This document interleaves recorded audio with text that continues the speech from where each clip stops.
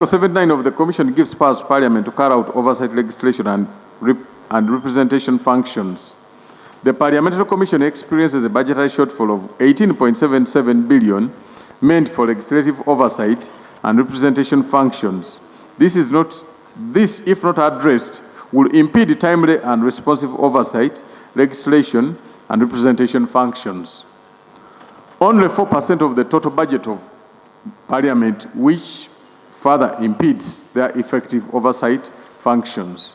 The committee therefore recommends that an additional amount of 18.77 billion in this financial year be provided to cater for the non-wage current shortfall and 12 billion for the support roles of committees.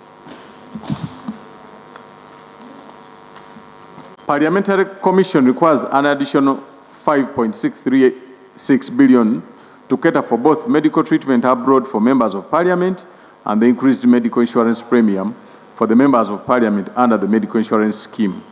Members subscribe to various medical insurance service providers. However, the annual premium has increased because of the need to cover members beyond the 70 years of age, as opposed to the current 65 years.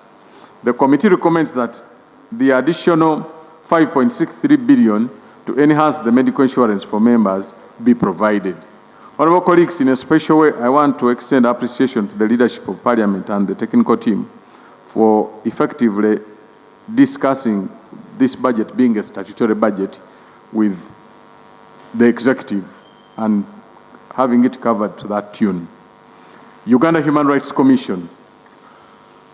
Conducting capacity building to the newly... We have made a recommendation as the Committee of Legal and Parliamentary Affairs that government provides an additional 5 billion to cater for emergency medical insurance and then insurance also for the elder persons who are above 65 years. You know, as you might perhaps be aware, insurance here takes on people not above 65 years of age. But for others to be taken on, it has required them to have an additional money. And it's an insurance policy that it is no longer, it is more of a certainty than an eventuality. So we have proposed that that money be provided to cater for insurance of the elderly persons and also provide an emergency medical fund. I'll give you a case in question is my brother Enos Asimwe from Kabura, who was shot at from Liantonde and he needed to get specialized treatment, which is not provided here. So the only way he had to get that treatment was to travel abroad. But for you to travel abroad, you needed a rigorous exercise of going through the medical board, which sits like once a month to make those approvals. So we have proposed that we have an emergency fund created to cater for such cases, both the elderly and the emergency cases. The parliamentary budget has been presented today. I have looked at the budget. It now totals to about 1 trillion shilling and over. That budget has about 500 billion, which is half emoluments, allowances.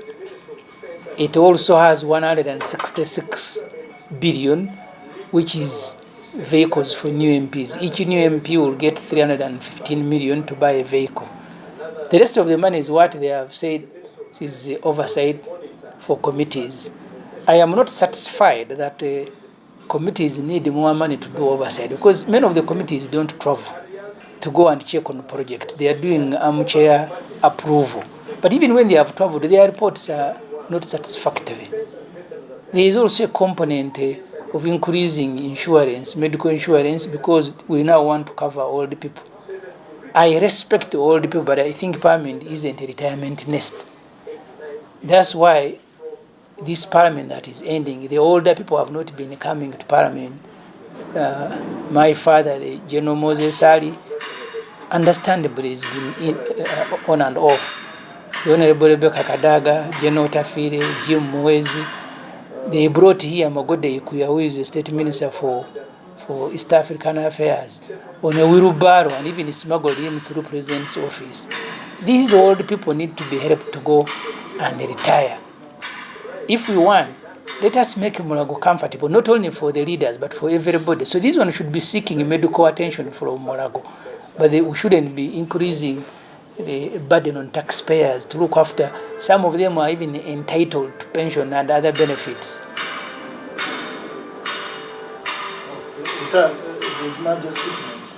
Emergency treatment. First, the medical board sometimes delay it because of politics.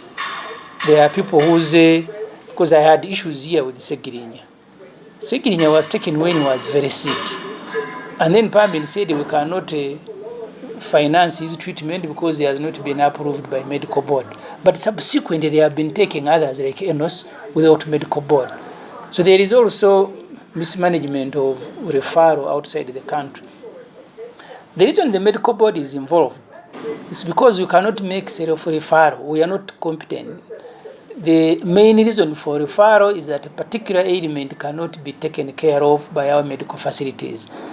That's why Museveni said we need to build a RUOA and stop spending 220 billion on treatment outside the country. So the question that Parliament must be asking is why is RUOA not completed? Why is Mulago not equipped to handle cases? Because the Honorable Enos of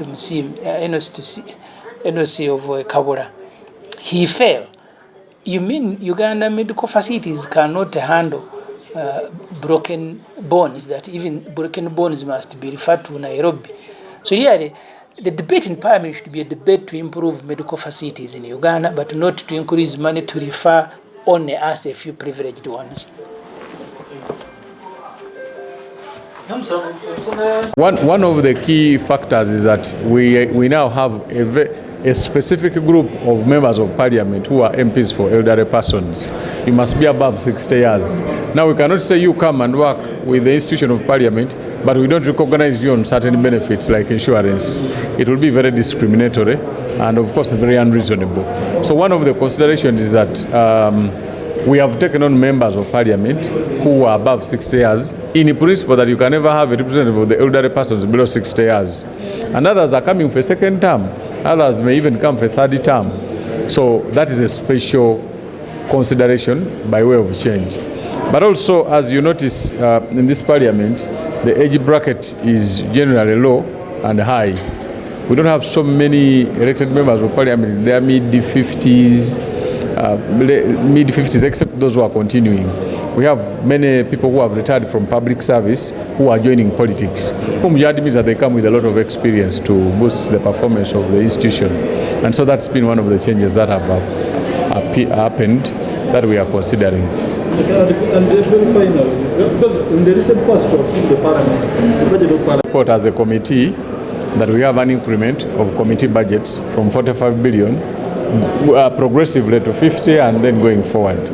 The reason is, one, it ballooned because I think by the time this term started, the number of members of parliament increased, for starters, to 529. If we add on ex-officials, it goes to about 560.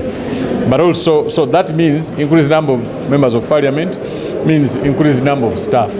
And so all those affect on the budget. But also the approach of a people-centered parliament has created a lot of extra activities beyond the original mandate of parliament to reach out to different communities. I have witnessed in this very parliament the parliamentary commission extending a hand to religious leaders for medical treatment, which may not have been the case before.